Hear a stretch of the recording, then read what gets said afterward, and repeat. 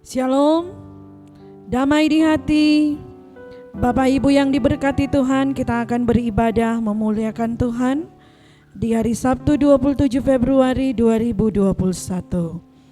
Mari kita siapkan hati dan pikiran kita dalam bersekutu bersama dengannya. Kita berdoa.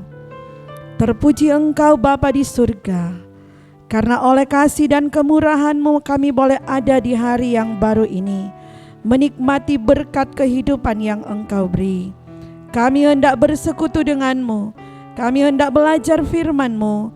Kami bermohon tuntunan kuasa Roh Kudus Tuhan menyertai kami, sehingga kebenaran firman yang terberi menuntun langkah hidup yang akan kami tapaki di hari ini, besok, dan selalu terus. Maka Engkau yang berfirman bagi kami sedia mendengarkannya. Di dalam nama Tuhan Yesus firman hidup kami berdoa. Amin. Mari kita baca berita firman Tuhan yang terambil dalam kitab 2 Tawarik pasalnya yang ke-6 ayatnya yang ke-21. Firman Tuhan berkata, 2 Tawarik 6 ayat 21. Dan dengarkanlah permohonan hamba-Mu dan umat-Mu Israel yang mereka panjatkan di tempat ini, bahwa Engkau juga yang mendengarnya dari tempat kediaman-Mu dari sorga, dan apabila Engkau mendengarnya, maka Engkau akan mengampuni. Nah, saudara-saudara kekasih dalam Tuhan, tema perenungan judul perenungan kita di hari ini adalah Allah mendengar dan mengampuni. Kalau kita mau jujur, maka kita akan menjumpai suatu keadaan yang pasti bahwa pada dasarnya setiap kita, umat Tuhan, pernah salah ataupun pernah gagal dalam hidup ini. Atau kita umat Tuhan bisa salah dan bisa gagal dalam hidup ini. Sehingga kita dapat mengerti bahwa kesalahan dan kegagalan bukan akhir dari segala sesuatu.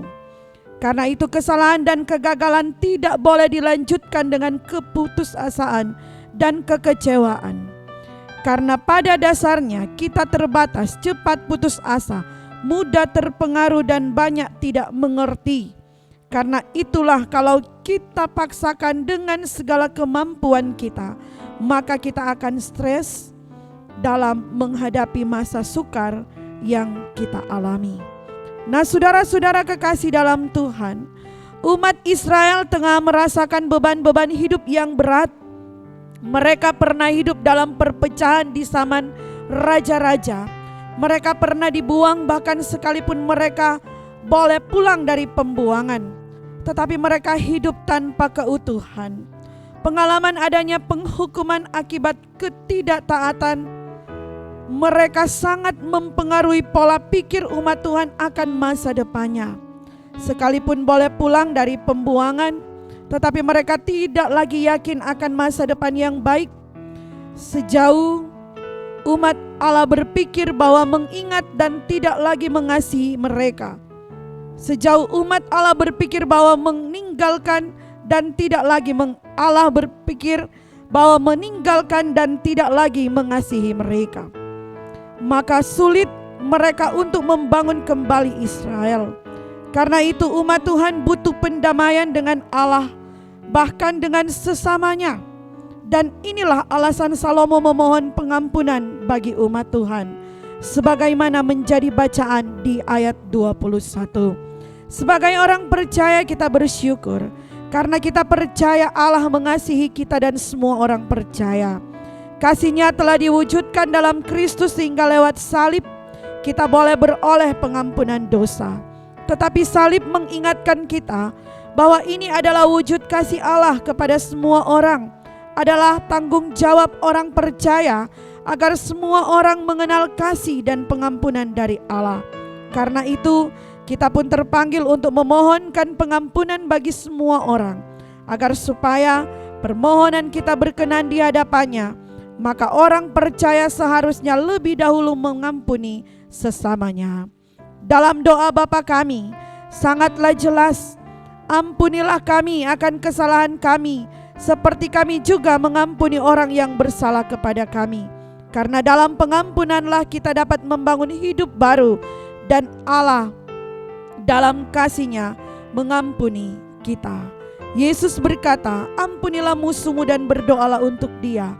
Dalam pengampunan inilah kita hidup baru dan mengalahkan tantangan hidup ini. Biarlah masing-masing kita dapat benar-benar melakukan apa yang Tuhan inginkan untuk saling mendoakan satu dengan yang lain. Amin. Mari kita berdoa.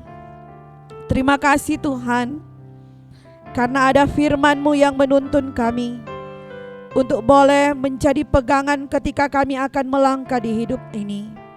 Kami bermohon, tuntunlah kami agar kami dapat menjadi pelaku-pelaku firman di hidup ini. Kami benar-benar mau terus berupaya membaharui hidup kami dengan saling mendoakan, saling memohon pengampunan dosa di tengah perjalanan hidup kami ini. Sehingga apa yang kami buat dan kami kerjakan itu berkenan kepadamu, dan itu akan membawa berkat di hidup kami. Maka ini doa kami Tuhan, sertai rencana kerja kami di hari ini, sertai setiap apa yang mau kami lakukan di perjalanan hidup hari ini. Dalam tuntunan Tuhan, kami memperoleh berbagai keberhasilan dalam hidup. Di dalam nama Tuhan Yesus kami berdoa. Amin. Demikianlah ibadah kita di saat ini telah selesai. Tuhan Yesus memberkati kita sekalian di hari ini, besok, dan selalu terus.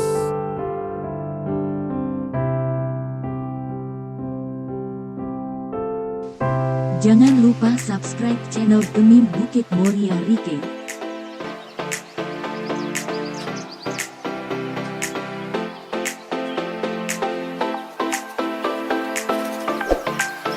Dan nyalakan lonceng di samping kanan untuk memperoleh info terbaru mengenai ibadah-ibadah yang dilaksanakan. Salam sehat. Tuhan Yesus memberkati kita semua. Shalom.